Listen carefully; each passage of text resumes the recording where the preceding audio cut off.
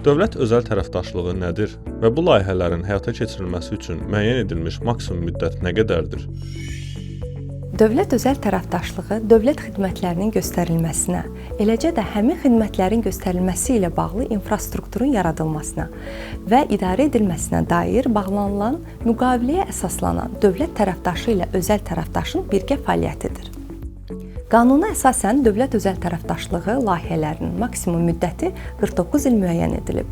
Bu müddəti təyin edən amillərdən biri yaradılacaq infrastrukturun yararlılıq müddəti, özəl tərəfdaşın investisiyasının həcmi, cəlb olunan maliyyə resurslarının qaytarılma müddəti və layihələrin ümumi gəlirlik potensialıdır.